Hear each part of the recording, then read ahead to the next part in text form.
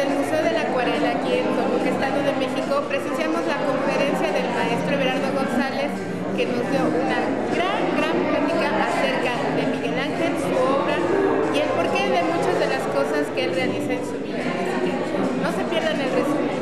Para Producciones Emitex, Diego Reyes.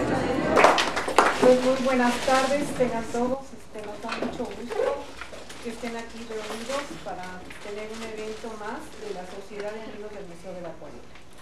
Esta tarde tenemos al maestro Everardo González, que nos hablará sobre la vida escultórica de Miguel Ángel.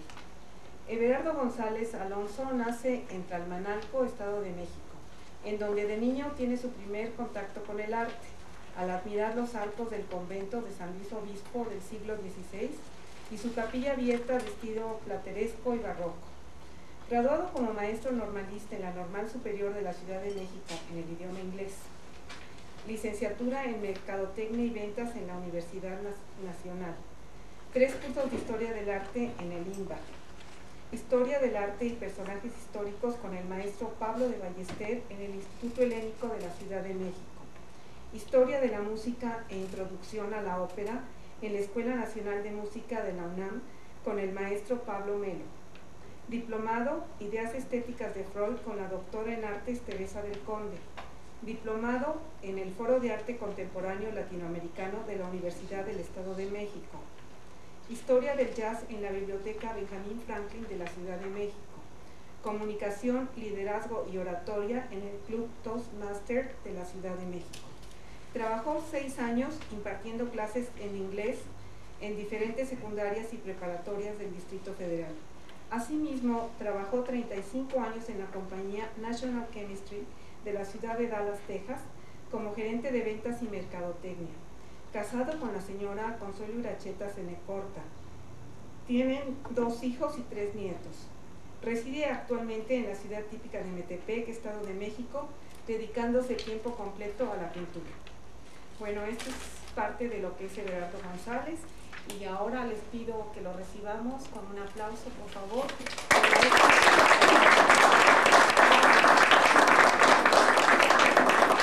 Cierta vez se acercaron al maestro y le dijeron: ¿cómo logra usted esa maravilla de obras? Es muy sencillo, contestó. Simplemente veo el mármol y me imagino la escultura hecha.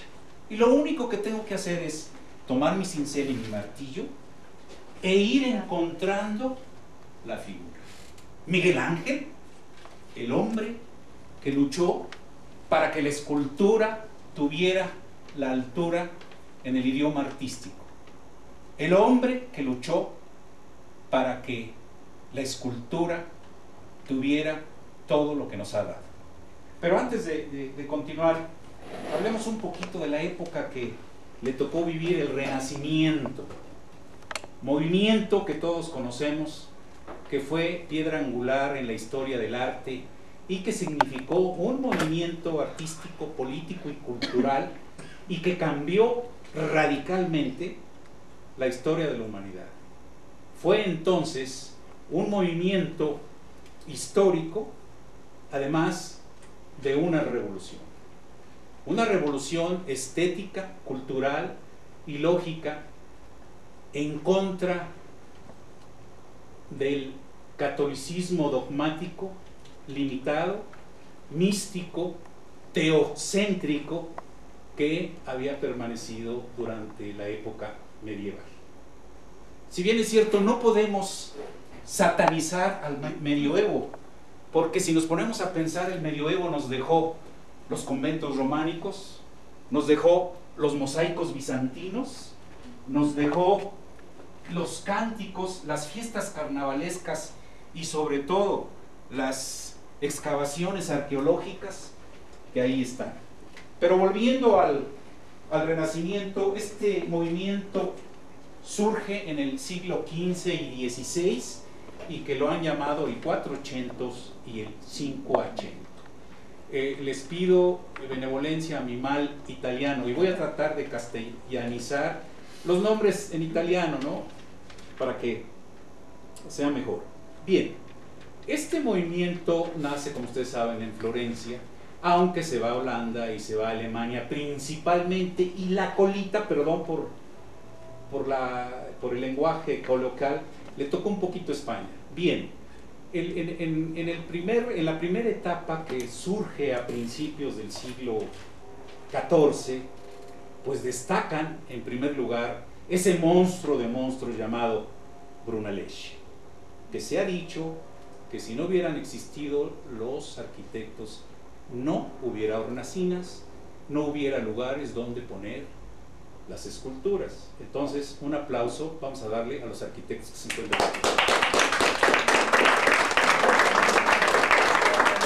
Seguíamos en el contexto. Entonces decíamos que la primera etapa del Renacimiento nos da a Brunelleschi, nos da a los pintores Piero della Francesca, Masaccio, nos da a Giorgio Vasari, que Giorgio Vasari después cambia, como todos sabemos, el pincel por la pluma, y que se convierte en un gran historiador, del cual aquí después les mostraré el libro de libros que le dedica a Cosme I al morir Lorenzo el Magnífico. Acuérdense que la oligarquía de los Médicis duró casi 3 siglos, y dedica este libro que se los recomiendo muchísimo, que es la historia de los mejores arquitectos, pintores y escultores. Es un libro un poco carito, pero vale la pena porque a todos los que nos gusta el arte, ahí está. Bien, decíamos que también se destaca el arquitecto Lorenzo Ghiberti. ¿Y por qué se destaca? Seguramente los que sabemos y nos gusta el Renacimiento, entre Brunelleschi y Ghiberti hubo esa competencia para adornar las puertas del baptisterio, que realmente los que las conocemos sentimos que nos elevan al cielo de una manera etérea, ¿verdad? Y resulta que no porque Brunelleschi haya sido malo, sino simplemente se manejaban ya también los números. Ghiberti lo único que hizo es que presentó su proyecto en un solo relieve, y Brunelleschi lo presentó en 3, lo que significaba una erogación mayor. Pero gracias a eso, y qué bueno que Brunelleschi no se quedó como escultor, sino se quedó como arquitecto, y acuérdense que nos dejó.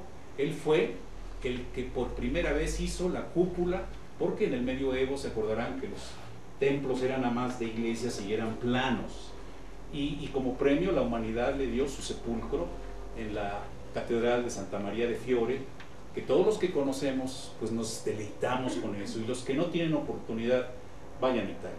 Bien, en la segunda parte, que va de 1527 hasta la intervención del saqueo de Roma, acuérdense que Roma fue intervenida 3 veces, pues llegan otra playa de artistas fantásticos, encabezadas por Pisano, pasando por Botticelli, y desde luego los monstruos de monstruos, Tiziano, Leonardo da Vinci, Rafael, y nuestro personaje de esta tarde, que es Michelangelo, Miguel Ángel.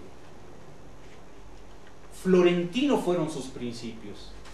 Florentina fue su impronta de su carácter agresivo, de su carácter fuerte, que le ayudó a triunfar. Michelangelo Buonarroti Ludovico Simoni nace el 6 de marzo de 1475 en Caprese, hijo de Ludovico del mismo apellido, que era una especie de presidente municipal allá en Caprese. Se escudaba en sus orígenes tanto nobles que nunca se le comprobaron, pero ustedes saben que en el Renacimiento siempre era muy importante tener nobleza. Sin embargo, él se vino abajo, y entonces de una granja que tenía para crear corderos, porque se acordarán que Florencia fue toda una fortificación en cuanto a lana.